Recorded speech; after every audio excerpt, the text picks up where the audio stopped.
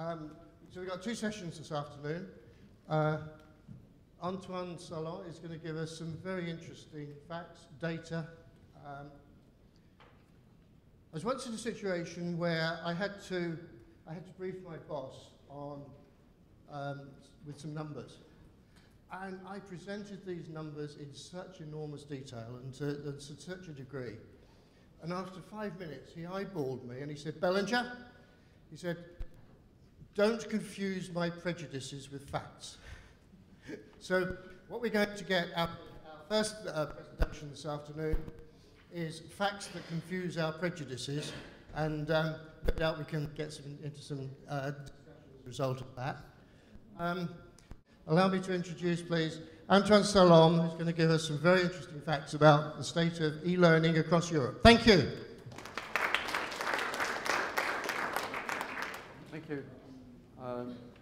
Well, good afternoon. My name is Antoine Solom. I'm working for Ipsos, which is, I think, better known in this country under the name of Ipsos Mori. So anyway, I'm going to show you and share with you a few results about this first survey regarding the position of e-learning across Europe. We try to cover various subjects with our friends and partner Cross Knowledge. I have to say hello to Estelle Milo, who is the marketing manager of Cross Knowledge. She's sitting right there, and she is the boss, the leader of that survey. So we try to work on the various subjects, trying to understand a little bit better about e-learning in Europe, in various countries. So we covered 6 countries. We were not able at that stage to cover every country in Europe. So I think the most interesting part would be, you will see there are some very different results between UK and France, I have to confess. So again, we will be back on this old, rivalry between France and UK. But it's very interesting because you will see some very strong cultural differences. And also the sample size are quite similar in both countries. So I think our data are really reliable from that point of view. We have smaller samples in Spain, Netherlands, Belgium, and Italy, but there are also some interesting facts regarding those countries. So we had in total interviewed 511 training managers. It is very important to keep in mind that all those people had already an experience in e-learning. So we're not able to tell you this is a positioning of e-learning across every company. It's mainly companies that do already have an experience with e-learning. So let's go quickly through various results. First of all, we can see that e-learning is a pretty much recent tool, and it has been recently implemented in a lot of companies. As you can see here, we have half of our samples, so half of the respondents, for which e-learning has been implemented in the company for less than 3 years. So it's a relatively recent implementation. It's less true in countries like Benelux or in Spain, for example. The main information is here. You have in large companies with more than 10,000 people, clearly e-learning has been implemented for more than 3 years, all over Europe, obviously. Now, how many people do really work with e-learning or train with e-learning? So we asked that question. We asked to our participants what was the percentage of their staff, of their employees, who did follow at least one e-learning course last year, so in 2011. And you can see that for the majority of our sample, clearly it's less than 25% of employees. So it's a relatively small amount. We already have, however, 30% who say more than 50% of their employees been through e-learning, an e-learning session, at least one e-learning session. There are some differences by countries, and there are some differences by sector. As for the previous question, clearly among large companies, you already have a huge number of employees who are going through e-learning. So it's true among large companies, it's also true among services sector, more than industry or public services. You know, in services sector, you have almost half of the sample who say, yes, we have more than 50% of our staff who is involved in e-learning. And by countries, well, I mean, clearly, you can see the difference between UK and France. In the UK, we already have nearly 40% of our participants who say, well, more than half of our employees are involved in e-learning, while in France, it's the exact contrary. So you have two big differences between those countries, and it's interesting to see why afterwards and how all this is going to evolve. So the next question was, okay, that was the situation in 2011.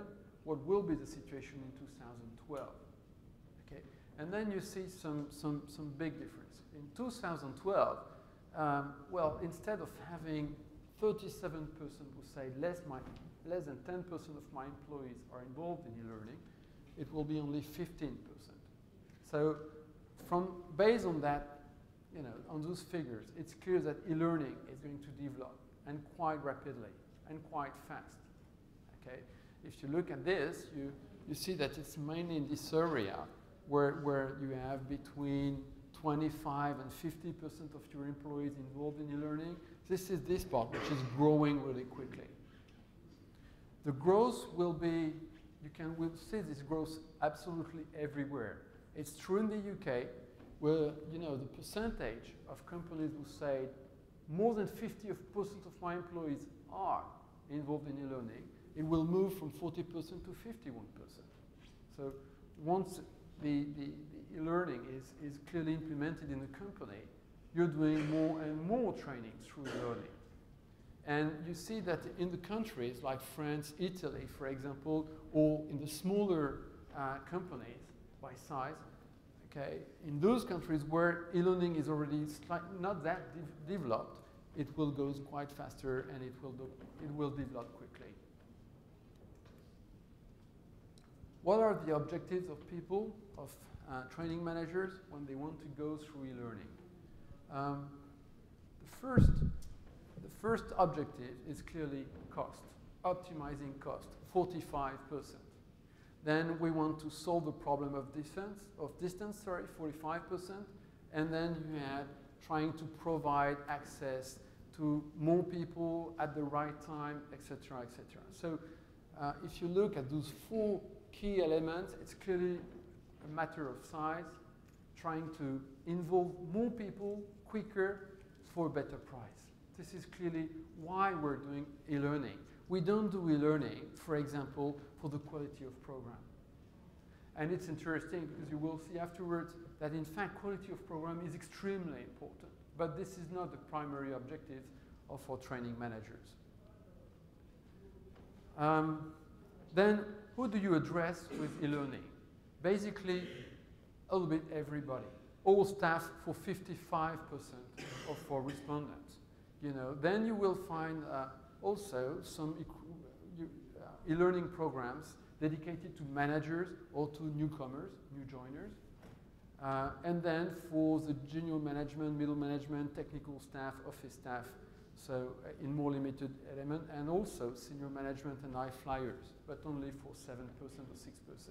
So clearly, at that stage, e-learning is mainly implemented to reach everybody. And it's particularly true in public services or in companies where you have more than 5 years of experience with e-learning.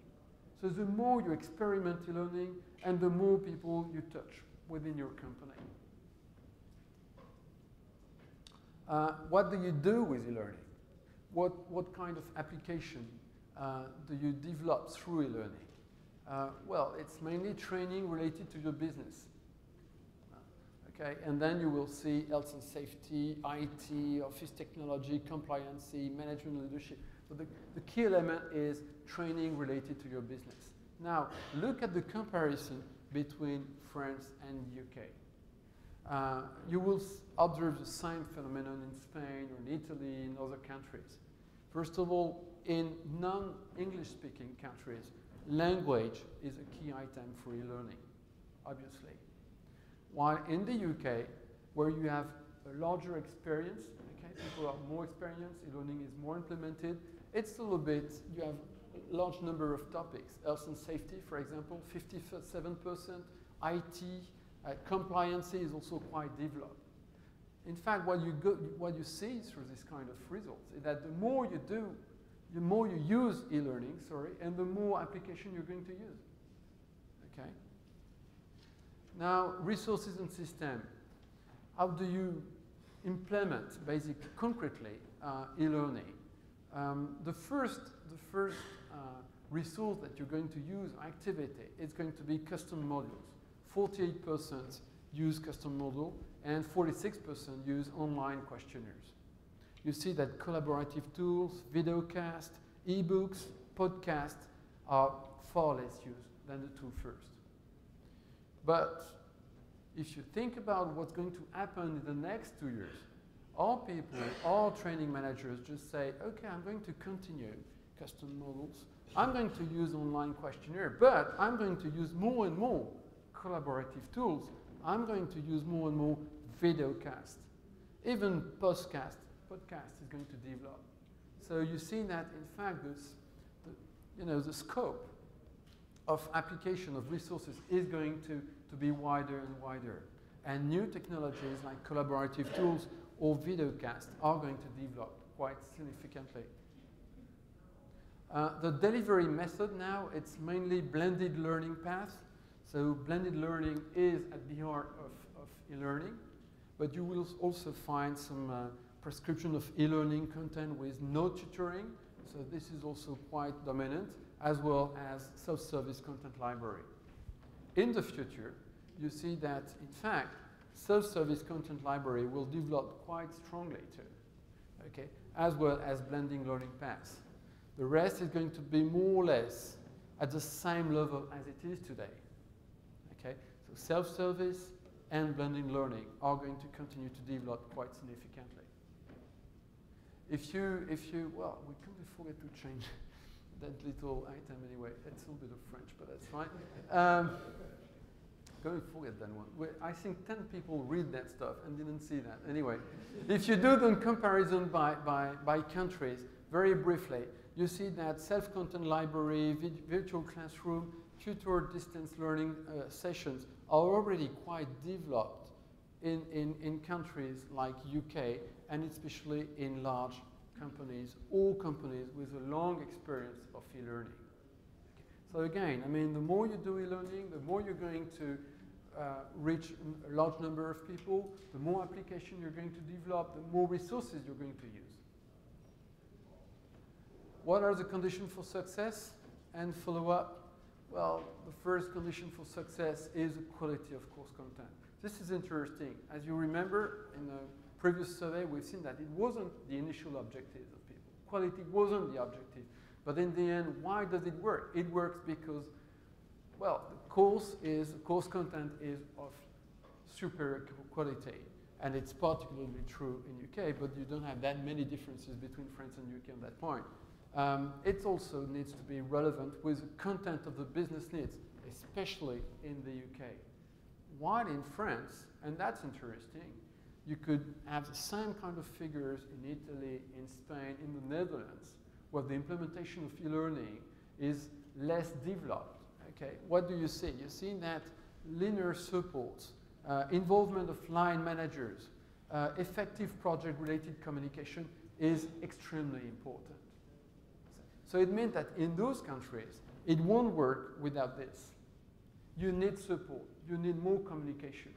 While in the UK, where the implementation of e-learning works probably better, is more developed, well, it's mainly the focus and mainly on quality and content. Why it doesn't work, okay?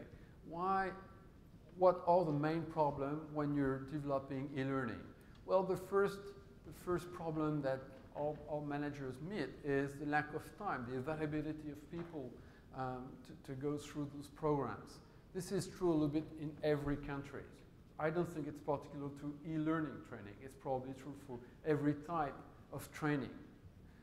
Then you have the IT problems, the IT system, and then all the cultural issues, again, mainly in countries which are not English speaking.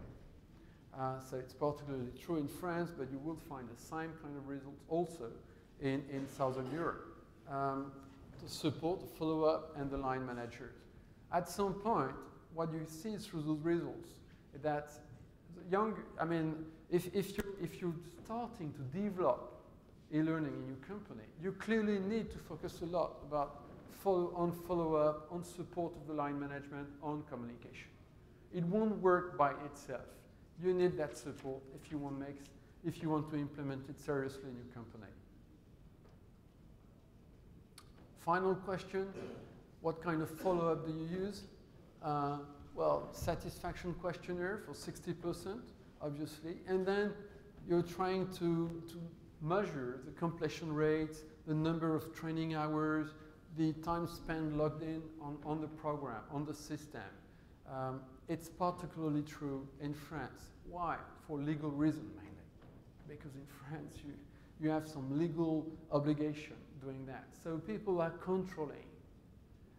What is interesting is that in the UK, people are more focused on skills enhancement. Okay? What is the real impact of e-learning training session on people's skills? And this is probably the most important factor, probably, of success in the coming future. So the findings, very briefly, e-learning has definitely a strong potential.